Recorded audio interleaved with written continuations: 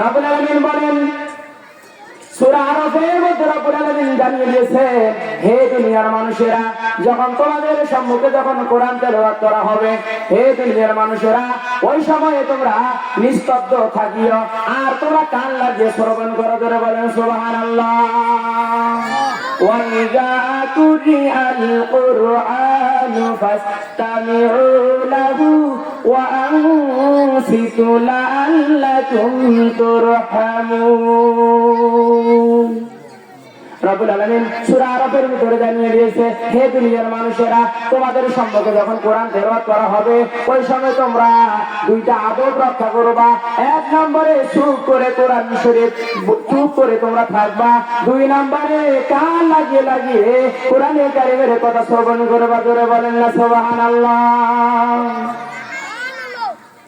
আমি শুরুতে বলতেছি আদব রক্ষা করবেন। আশা করি আপনাদের একালীন এবং পরকালীন জীবনকে আল্লাহ তাআলা সুখময় করবে। সবাই বলেন আমিন। আপনাদেরকে আবারও সালাম দিচ্ছি, সালাম আপনারা দিবেন, জবাব দিবেন। যদি রাসূল বলেছেন সালাম দেওয়া সুন্নাত, জবাব দেওয়া ওয়াজিব। একবার ওয়াজিবের খেলাফ হলে তাকে কমসে কম ৭,৫০০ বছর জাহান্নাম খাটতে হবে। আসসালামু আলাইকুম ওয়া রাহমাতুল্লাহ। আপনারা সকলেই কেমন আছেন? আওয়াজ দেন, আপনারা সকলেই কেমন আছেন? ভালো থাকার এই কথা মুসলমানদেরকে ভালো রাখে কে? সবাই বলেন। ইমানদারদেরকে ভালো রাখে কে? আমরা সব সময় আমরা ভালো থাকি, খারাপ থাকে মুনাফিকেরা। কথা বলেন ঠিক না ঠিক? আমরা সব সময় ভালো থাকি, খারাপ থাকে আল্লামা দেলোয়ার হোসেন সাইদিকে বিষ প্রয়োগ করে মারছে যারা। কথা বলেন ঠিক না ঠিক? আমরা সব সময় আমরা ভালো থাকি, খারাপ থাকে ওই সমস্ত জালেমরা যারা দেশের অর্থ বিদেশে পাচার করে। কথা বলেন ঠিক না ঠিক? আমরা সব সময় ভালো থাকি, খারাপ থাকে ওই সমস্ত নাস্তিকরা যারা নিজামীকে ফাঁসির কাস্তে ঝুলাইছে। কথা বলেন ঠিক না ঠিক? আমরা সব সময় ভালো থাকি, খারাপ থাকে ওই সমস্ত মুনাফিক, ওই সমস্ত নাস্তিক, ওই সমস্ত জালেমরা যারা বলে আমরা ৪১ সাল পর্যন্ত বাংলার জমিনে থাকবো। কথা বলেন ঠিক না ঠিক?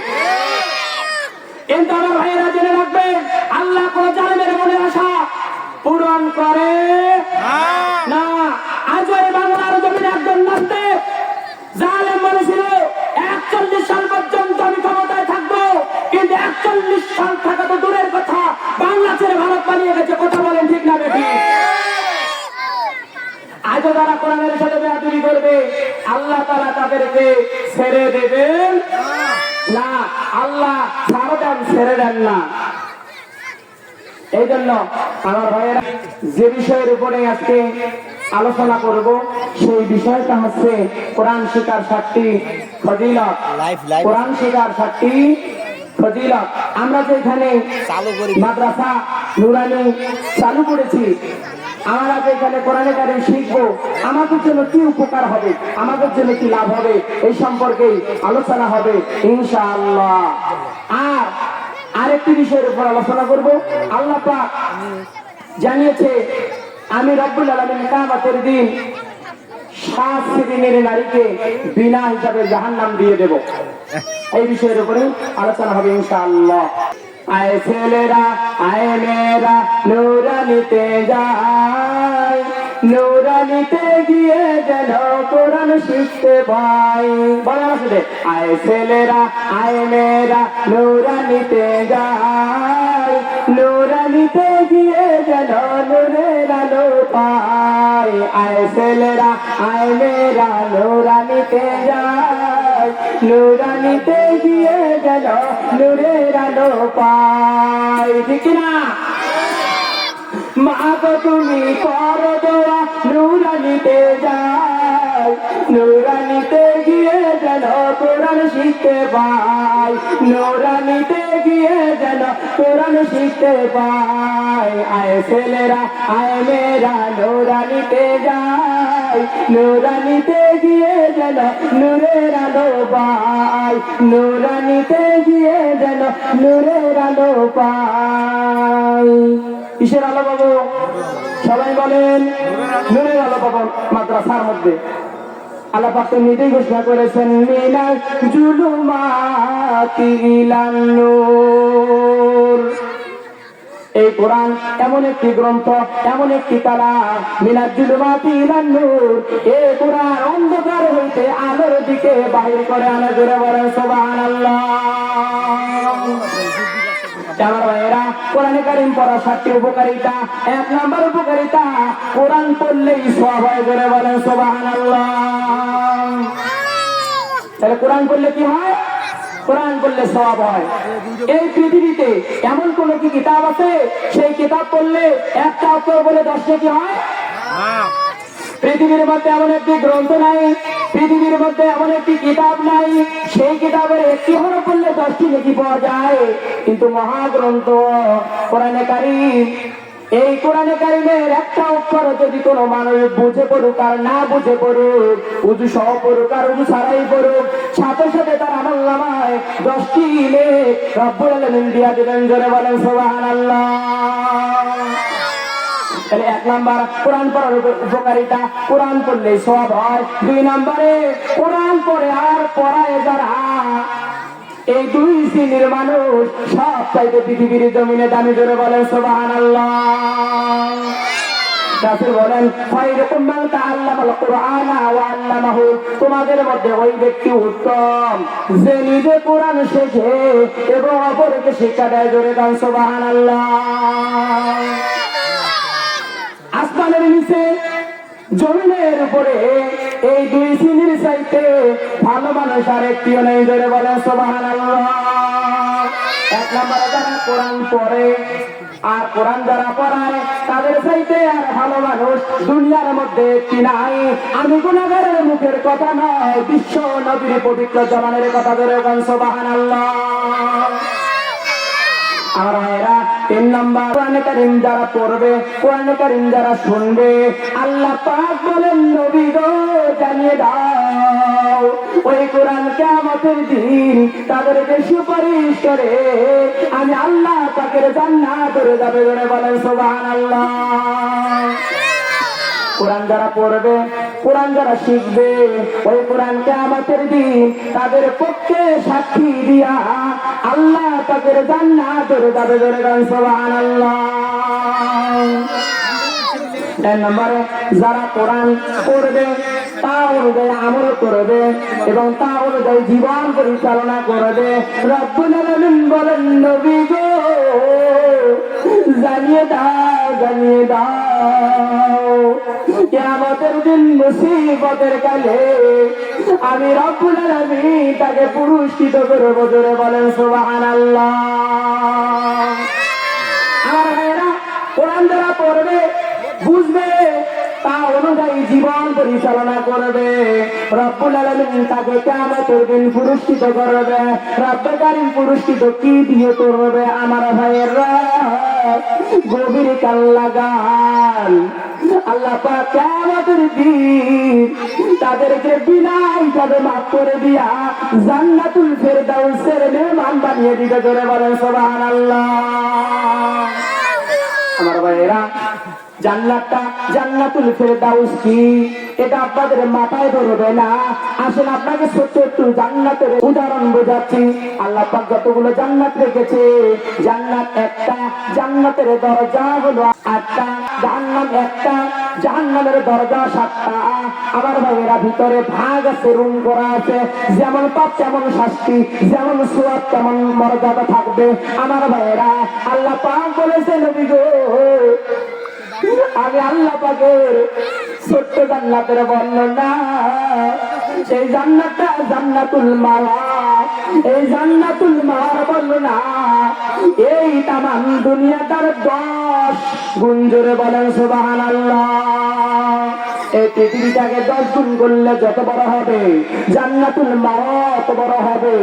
আল্লাহ পাক বলেন নবী গো জানিয়ে দাও আমি কিয়ামতের দিন পুরস্কৃত করব তাদেরকে জান্নাতুল মাওয়া দিয়া নয়, আমি আল্লাহ তাদেরকে জান্নাতুল ফেরদাউস দিয়া তাদেরকে পুরস্কৃত করায়া, নূরের কাজ পড়ায়া কোরআন পড়নেওয়ালা ব্যক্তিদেরকে আমি জান্নাতের দিকে ধাবিত করাবো। জোরে বলেন সুবহানাল্লাহ। শুধুমাত্র যারা কোরআন পড়বে, কোরআন শিখবে তাদেরকে নয়। রব্বুল আলামিন বলেন, নবী জানিয়ে দাও, যারা কোরআন পড়বে, কোরআন যারা শিখবে, ওই সমস্ত কোরআন পড়নেওয়ালা তাদের পিতা মাতাদেরকে মেয়ের কাজ করায়া ওই কোরআন প্রেমী আমার বান্দা বান্দির সম্মানে তার পিতা মাতাদেরকে একসাথে জান্নাতে দিয়ে দেবো। জোরে বলেন সুবহানাল্লাহ। তাহলে কোরআন পড়লে তারা পুরস্কৃত হবে, কি দিয়ে হবে? তারা জান্নাতুল ফেরদাউসের মেহমান হবে। আমার ভাইয়েরা গভীর কান লাগান। এবারে আসেন 6 নাম্বার, যারা কোরআন পড়বে, কোরআনকে যারা ধরবে, কেমন ব্যক্তির সম্মান আল্লাহ কোরআনের মতো বাড়িয়ে দিবে। জোরে বলেন সুবহানাল্লাহ। আর যারা কোরআনের বিরোধিতা করবে, আল্লাহ তাআলা তাদেরকে এই পৃথিবীর জমিনে ধ্বংস করে দিবে। জোরে বলেন নাউজুবিল্লাহ। আমার ভাইয়েরা দেখেন, কোরআনের কাছে এসেছিল হযরত ওমর রাদিয়াল্লাহু তাআলা আনহু, কত বড় কাফের ছিল চিন্তা করেন। আমরা এমন চিন্তা কিন্তু কেউ করি না। হযরত ওমর ছিল কত বড় কাফের। হযরত ওমর কোরআন ধরার কারণে আল্লাহ তাআলা তার সম্মান এত বেশি করে দিয়েছে, পৃথিবীর জমিনে বেঁচে থাকতেই জান্নাতের সার্টিফিকেট দিয়েছে। ধরে বলেন সুবহানাল্লাহ। আমার ভাইয়েরা একান্ত আপনজনেরা এই কোরআনের সাথে বিরোধিতা করেছিল আবু জেহেল। আচ্ছা বলেন পরিণামটা কেমন হয়েছিল? আবু জেহেল কোরআনের সাথে বেয়াদবি করার কারণে আল্লাহ আবু জেহেলকে ধ্বংস করে দিয়ে পৃথিবীর জমিনে অপমানজনক মৃত্যু দিয়েছিল। জোরে বলেন নাউজুবিল্লাহ। আল্লাহ পাক এই আবু জেহেল কোরআনের সাথে বেয়াদবি করার কারণে তাকে এমন একটি মরণ আল্লাহ দিলেন, তাকে টয়লেটের মধ্যে আল্লাহ মরণ দিলেন। যেদিন আবু জেহেল মৃত্যুবরণ করে, ওই দিন তার শিরগঞ্জকার বলেন 100 বার 200 বার নয়, 500 বার পাতলা পায়খানা করে টয়লেটের মধ্যে মারা গেছে। ধরে কান নাউজুবিল্লাহ। আজ যে নাস্তিকরা এই কোরআনের সাথে বেয়াদবি করবে, কোরআন থেকে বিসমিল্লাহ করে দেওয়ার ষড়যন্ত্র করবে, আল্লাহ পাক মারা যান নাই। আমার আল্লাহ অন্ধ না, আমার আল্লাহ পঙ্গু না, আমার আল্লাহ ন্যাংলা না, আমার আল্লাহ হলেন আলিমুন বিজাতিস সুদূর। কথা বলেন ঠিক না ঠিক? আমার আল্লাহ যদি ইচ্ছা করে আজকের নাস্তিককেও আবু জেহেলের মতন মৃত্যু দিতে পারে। কথা বলেন ঠিক না ঠিক? আমার ভাইয়েরা কোরআনের সাথে বেয়াদবি করা যাবে না। কোরআনকে ধরলে আল্লাহ সম্মান বাড়িয়ে দিবে। আমার ভাইয়েরা রে গভীর মনোযোগ লাগাও। যারা কোরআন আপনি খালি মসজিদে মানবেন তা হতে পারে না। কোরআন আপনি মাদ্রাসায় মানবেন তা হতে পারে না। কোরআন শুধুমাত্র মসজিদের মিম্বারে মানবেন তা হতে পারে না। কোরআন দিয়ে রাষ্ট্রের কাজ করতে হবে। কোরআন দিয়ে পারিবারিক সাংসারিক জীবন চালাতে হবে। এক কথা আমি বলতে চাই, আপনার জন্ম থেকে নিয়ে মৃত্যু পর্যন্ত কোরআন দ্বারা পরিচালিত করতে হবে। কথা বলেন ঠিক না ঠিক? যারা কোরআন দিয়ে বিচার ফয়সালা করে না, কোরআন দিয়ে রাষ্ট্রের কাজ করে না, আল্লাহ পাক নিজেই ঘোষণা করে দিয়েছেন সূরা মাইদার ভিতরে। রব্বুল আলামিন ঘোষণা করেন, ওয়া মান লাম ইয়াহকুম বিমা আনজালাল্লাহ ফাউলাইকা হুমুল কাফিরুন। বলেন আল্লাহু আকবার। আল্লাহ পাক পরের আয়াতে বলেন, ওয়া মান লাম ইয়াহকুম বিমা আনজালাল্লাহ ফাউলাইকা হুমুজ জালিমুন। আল্লাহ পাক আরো একবার জবাব দিয়েছেন, ওয়া মান লাম ইয়াহকুম বিমা আনজালাল্লাহ ফাউলাইকা হুমুল ফাসিকুন। আমার বাবাজিরা গভীর মনোযোগ লাগান। রব্বুল আলামিন ঘোষণা করে দিলেন, যারা কোরআন দিয়ে বিচার ফয়সালা করে না, কোরআন দিয়ে যারা ন্যায় বিচারগুলো করে না, রাষ্ট্র চলায় না, ইউনিয়ন পরিষদ চালায় না, এলাকা চালায় না, রব্বুল আলামিন নিজেই ঘোষণা করে দিয়েছেন যে তারা জালেম, তারা কাফের, তারা হলো ফাসিক।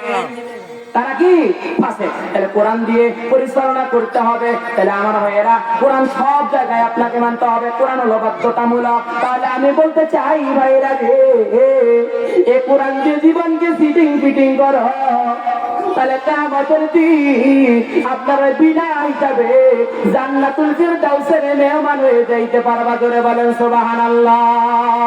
আমার ভাইয়েরা, যারা কোরআনে কারীম যারা এই পৃথিবীর জমিনে পড়বে না, সে সমস্ত গার্জিয়ানদেরকে কিয়ামতের দিন ধরা হবে, সন্তানগুলো জাহান্নাম যাবে। আর বলবে রব্বুল আলামিন, আমরা আজকে জাহান্নাম যাব কেন? আমাদের আব্বা আম্মা তো কোনোদিন নামাজের কথা বলে নাই, কোরআনের কথা বলে নাই।